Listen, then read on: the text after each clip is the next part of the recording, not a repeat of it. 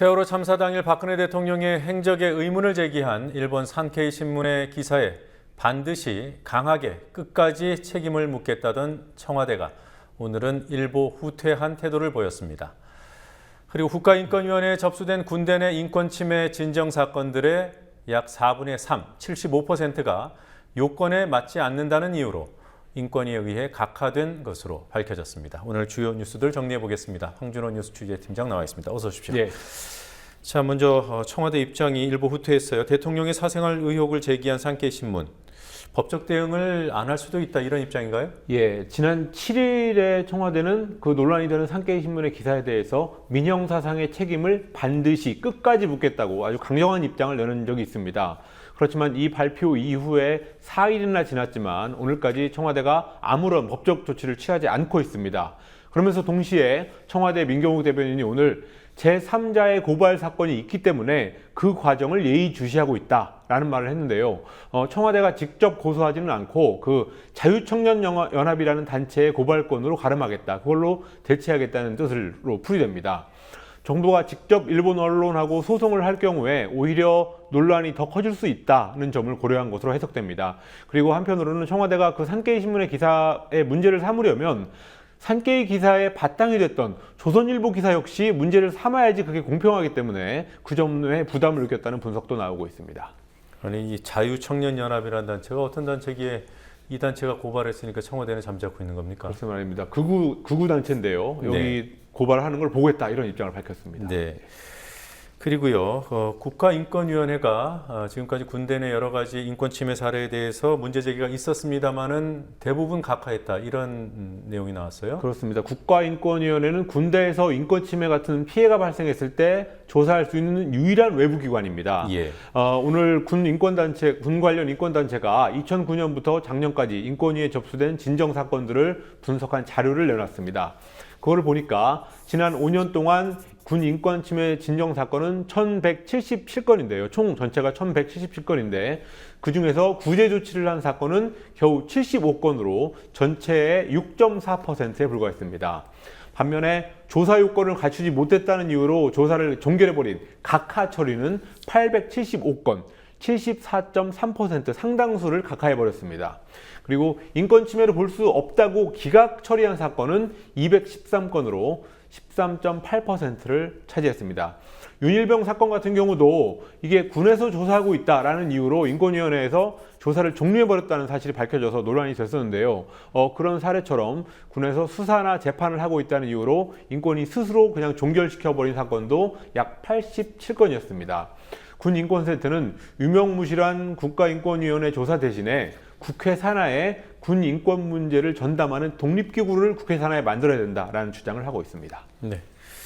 자, 오늘 EBS와 관련된 뉴스 두 가지가 들어와 있습니다. 예. 먼저 국제 다큐 영화죠. EBS가 주관하고 있는 거죠. 예, 그렇습니다. 여기에서 이스라엘 특별전이 열려요?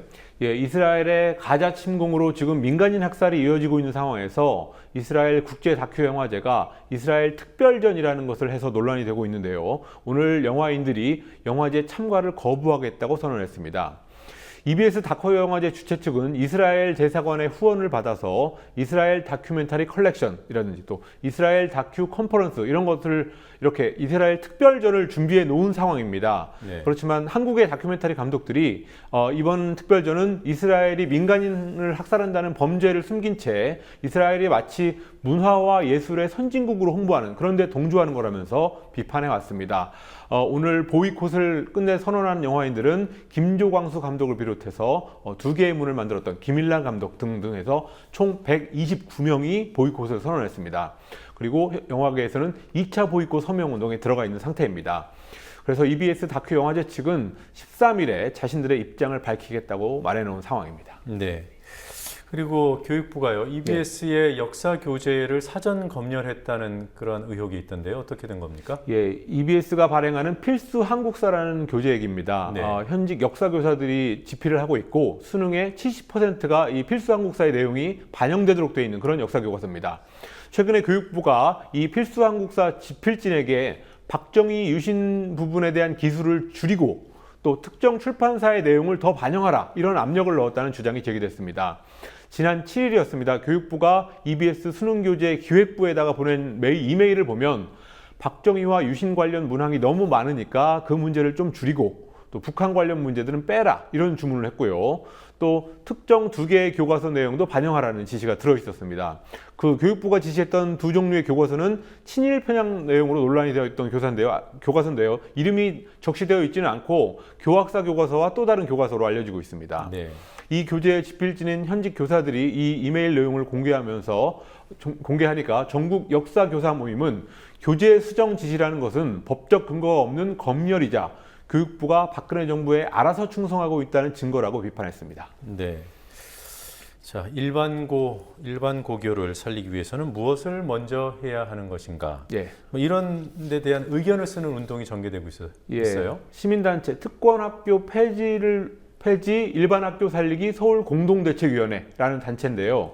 지난달 서울 시민들을 대상으로 해서 조효영 교육감한테 일반교를 살리려면 한마디를 해봐라. 교육감에게 한마디를 해라. 이런 온라인 게시판 의견 쓰기 운동을 벌였습니다. 그래서 오늘까지 총 1,588건의 의견이 모아졌는데요.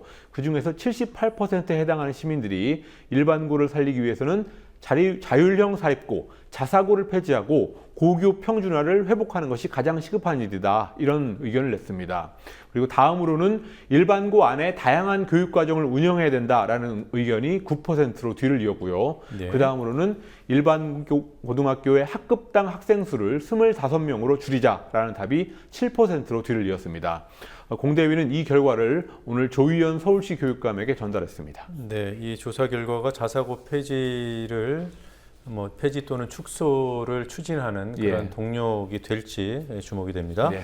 여기까지 듣겠습니다. 수고했습니다. 감사합니다.